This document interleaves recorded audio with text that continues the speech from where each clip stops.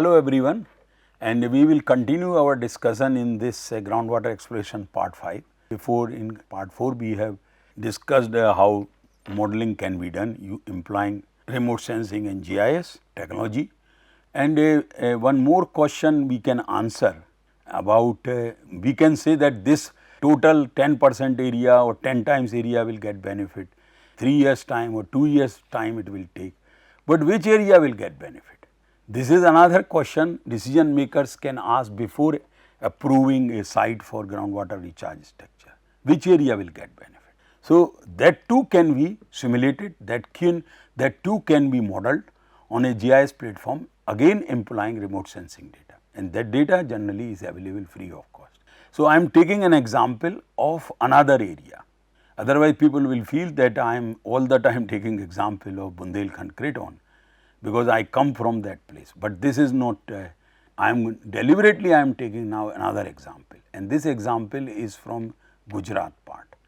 See, there is a dam, Karjan dam, it is written here Karjan dam, and just downstream of Karjan dam, this is again false color composite, that means FCC is here. So, in this vegetation is appearing in red color. So, here what you see that there is a submerged area and there is a benefit area. Very clearly it can be demarcated. That means by measuring the area of these two, one is water body, that is the submerged area, another one is benefit area, a ratio for this area or a knowledge for this area can be found out very easily, because I suppose this is 100 square kilometer and this is 20 square kilometer. So, that means I am getting 5 times return if a reservoir in this area is constructed. Now, where exactly the benefit of which areas will get benefit, that has to be analyzed, you implying the, of course, the slope map, geology and a fracture pattern in that area, and if there are some other structures, those two should become input in our analysis. Now, a reservoir which is well known, Sardar Sarovar project which was coming here, and this project can be seen now where the highest statue of the world has come, which is a statue of unity of Sardar Vallabhbhai Patel, Kevadia. So, near that statue there is this Sardar Sarovar dam as well. When this dam was about to be completed, an analysis has been done here, that when the dam would become full, like here this green is not the real water body, this is the simulated water body. Based on the data which was available, that dam is going to be created up to that part. So, based on the geology and geological features, structures and other things, and based on the ratio which we got from the surrounding area, nearby area, we forecasted that this area and the area which is marked as green would be benefited, having the same ratio. So, I gave the just example, not exact value, that if it is 20 square kilometer is being submerged, 100 square kilometer is getting benefit. So, the benefit versus submerged ratio is 5.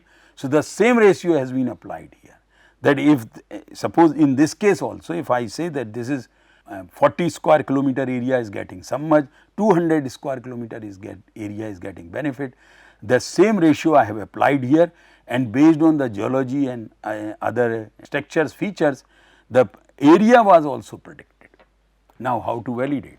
So, we initially employed satellite image to understand the geological characteristics of the downstream of this future, and at that time it was future Sardar Sarovar dam. So, the future satellite images means satellite images once the reservoir is constructed can be employed to validate our modeling, and this is what it is done. Though the images are from MODIS, so these are not very high resolution images, but we wanted to capture images of the same time when the reservoir was getting filled. What you will observe that the area which we predicted that this will get the maximum benefit is almost same, and when the reservoir was not full, it was the completely devoid of vegetation. So, that kind of analysis can be done employing satellite images. This is the area which has been captured in Google Earth images of 2021, and you can see that what kind of benefits this reservoir in terms of groundwater recharge in the downstream area has provided, and almost it is matching the same shape as we predicted much earlier. So, that kind of modeling, that kind of prediction can be done. Of course, this is a multi-purpose hydropower project and have taken again very long time. So, repeatedly I am saying I am not suggesting by any means for going for large reservoirs. Small reservoirs, check dams, groundwater recharge structures can really help to recharge the groundwater regime. If you do not have GIS platform, you do not have image processing, any other thing, just employ Google Map or Google Images and Google applications, and like again for Bundelkhand area, these quartz reefs are very clearly coming out where they have been checked and where these have not been checked. Like in this area, the quartz reefs, this stream has not been checked. That means there is a chance to create a reservoir. So, if we create a reservoir, this would be our inundated area, and if we know the ratio through satellite images, we can assess that this much of the area is going to be benefited. So, just based on simple data which is available on net, a lot of analysis can be performed before anything really happens on the ground, and a preliminary analysis, preliminary reports of potential of any area from groundwater point recharge point of view can be submitted to decision makers to take further to approve further investigations, site specific investigations, so that the benefits can come very quickly. This is the zoom part of this. So, there are many such potential sites which can be developed. The stream is, if we check this one, and then this would be a large reservoir here depending on the height we choose, and then we can predict based on the whatever the reservoirs are available, their benefit versus submerged ratio, we can predict that how much area and which area, how much area, which area and what time it would take. All three things can be done very easily. And here also the in the groundwater exploration part 3, I showed these similar kind of images from Maharashtra of Deccan Trap area. See the reservoir and benefit area. This reservoir is providing benefit area in the downstream. Further, the same stream is going. So, there is a cascading, and one more reservoir is here which is not seen, and like this one, it is providing downstream benefit area. Very clearly in a true color satellite images acquired from Google Earth can be seen, assessed, and the benefits, how much benefit, where the benefits, and then decisions can be taken very easily. See a small reservoir at a large benefit area, the ratio is going to be more than 30 times. 30 times return, what else we need? 30 times return. Further in a hard rock terrain in again in Deccan Trap in Saurashtra, Gujarat, not in now Maharashtra, but in Gujarat also you can see along these geological features, fracture or other things which you are seeing, maybe lineaments, faults, they too are indicating, and the growth of vegetation is all along them. That means that this reservoir is recharging groundwater regime. In earlier discussion we have said in hard rock terrain there are only two possibilities. First condition is that these aquifers are going to be unconfined aquifers. Now, the two conditions are, the first one that only the weathered zone which might be 0 to 5 meter or in some cases maybe more, that is the only available for storage of groundwater as in the form of unconfined aquifer conditions. And the second condition is these fracture pattern which you are seeing here. They too they allow the flow of water from one end to another, because the secondary porosity might be little bit there, but there may not be any primary porosity. So, permeability whatever is there is because of these fractures and weathered zone. But still if it is a reservoir has been created here, even in the upstreams you see that in the drainage lines these fracture lines or the lineaments are getting growth of vegetation. A clear indication that water is being water is getting through these features and the growth of vegetation.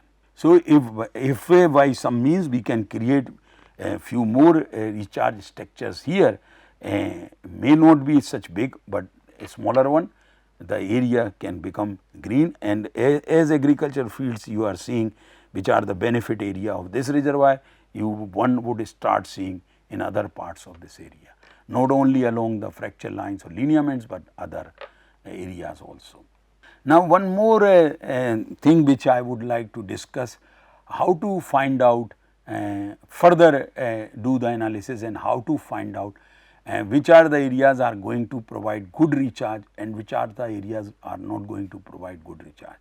And very simple technique again here, of course, it is based on GIS and some based on remote sensing, some data is coming from topographic maps also. Very simple way I will explain. So, first what you need a digital elevation model, lot of digital elevation models up to even 10 meter spatial resolutions are available for entire globe free of cost on net. So, there should not be any scarcity of finding a digital elevation model. Free GIS softwares are also available like QGIS that can be employed to do this kind of analysis. This is nothing but a surface hydrologic modeling which have been implemented in most of popular software. So, no issue, you just need a DM of an area, fill the depressions, and again I will refer that course on geographic information systems of 30 hours course, in which all these surface hydrologic modeling employing digital elevation model on a GIS platform has been discussed extensively. So, I am avoiding that lengthy discussion here, I am focusing on groundwater recharge or groundwater exploration point of view. Now, next one, after fill depression you create a theme which is called flow direction, then the flow accumulation, then you put a threshold value. Here in this example which I am going to show, the threshold value has been chosen 200 cells, means the unit is here cell, and then you develop a stream network. So, it started with digital elevation model, you are having a stream network and a stream order. In this case, in this example we have there are two popular stream ordering schemes, one is stellar, another one is stream. So, I have instead of stream method I have chosen stellar method.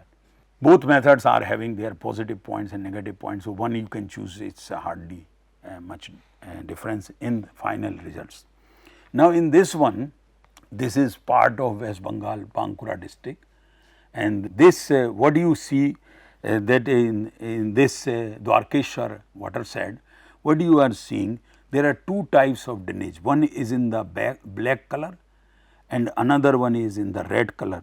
So, the black color drainage lines are digitized brought from the Survey of India topo sheets, and the red color lines are simulated drainage or drainage derived from digital elevation model as shown in this flow chart, implying digital elevation model, implying surface hydrologic modeling and creating the stream network, and this stream network, this is what you are seeing here.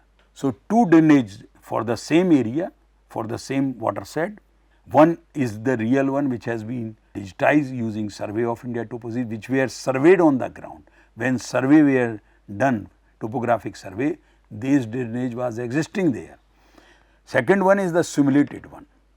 Now what you would observe when you overlay both these drainages, drainage networks, what you would observe that in the higher reaches of this reservoir, say if I roughly mark a line here, higher reaches of reservoirs, there is a good match between real drainage, SOI drainage and simulated drainage. Whereas in the lower part of this watershed, there is no match or hardly any match. So, what is it indicating?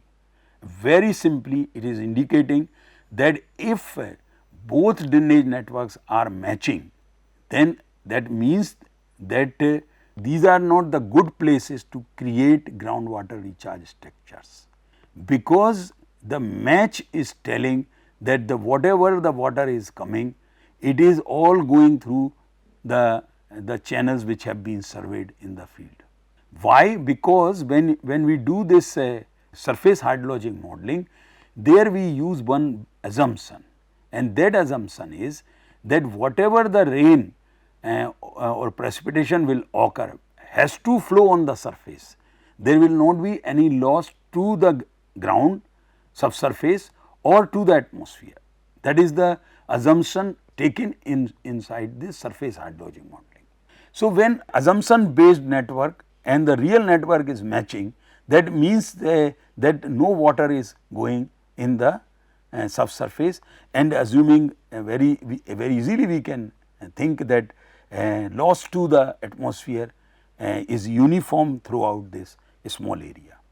So, that is a clear indication when the assumed network based on modeling and the real network are matching, then there are not good site for even for preliminary investigations from groundwater point of view. Wherever the mismatch is there, this is blessing in disguise. Wherever the mismatch is there, you can these are the areas where you will get the maximum recharge if a reservoir or a dam groundwater recharge structure is created. So, very simple techniques can be employed in the very early stages of groundwater exploration and groundwater recharge studies, where to construct. Even if you do, like in Bundelkhand example I was giving, we were trying to exploit the quartz reefs, but here there are no quartz reefs. So, where to construct reservoir if the choice is there, then this is the area, not this is the remaining area. This is not the area where one should construct, because there is a good match between simulated drainage versus the real one. So, blessing in disguise, wherever the mismatch, these are the areas which will provide benefit. One more example is there from almost the same nearby area, and again upstream or higher elevation areas are showing relatively good match and so on. So, which are the ultimately you can do further analysis. So, these are the sites or areas which are least favorable from groundwater recharge structures point of view, siting locations, and these are the areas are the most suitable. So, immediately you can convince to the decision makers, to local bodies, here you should construct, this much benefit you will get, this area will get the benefit, and this much time it would take to get the benefit. So, lot of such a stream order relationship and vegetation growth can also be established very simply. So, higher order streams always may support in most of the cases growth of vegetation, but lower order streams like first order or second order, as you can see here, they are. So, this sixth order stream in this case, what it is showing that the greenery which is a real color or true color image which is shown here is showing the growth of vegetation, not these individual first order streams which are shown as yellow color. So, that means that the first of all the water is available perennial, in perennial these are the streams, sixth order streams are perennial, water is not available in first order or second order throughout, vegetation will grow only along with this. Further, these are the relatively larger streams will have alluvial fill, and therefore, they are more suitable for growth of vegetation or agriculture practice than any other.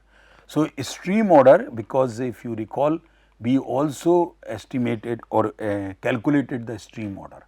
So, that stream order can also be exploited here, and we can assess that instead of constructing groundwater recharge structures on first order stream or second order streams or even third order streams, it is better to construct groundwater recharge structures on either on fifth order streams or sixth order. Higher order of stream would provide better benefits, would provide better areas for groundwater recharge than first, second or third order streams, depending on the area, depending again on the area. Local setup, local geological topographical topographic setup is most important. So, that should be studied, and later on all these analysis and simulations can be done to forecast, to model, to convince the decision makers to take very appropriate, very right decisions towards recharging groundwater regime and finding the water also, groundwater, where to find the groundwater.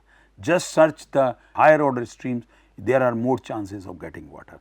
If I go on the near the first order and create a test drilling, there is less chance that I will get water, or if water is available, that would be too deep. So, it is always better to go for higher order streams, and the best way is to first do the simulation, find out which are the higher order streams and do that part, or go in the field or check it. So, all kinds of initial work can be done based on remote sensing, based on GIS, based on digital elevation models, and then get the approval based on these preliminary analysis from the decision makers, and finally construction can start, or further investigation like detailed project report, DPR can be prepared, and then finally project can be implemented on the ground. Because the decision makers are facing this problem, this is I am telling from my own experience, having working in this field since many years, that they do not know where to construct, and they do not know how much time it will take to see the benefits, and they also do not know, can't assess that how much returns in terms of growth of vegetation or in terms of groundwater recharge will come. So, these are the answers, the basic questions raised by the decision makers all the time can be answered through this basic analysis. So, with this I end this discussion. Thank you very much.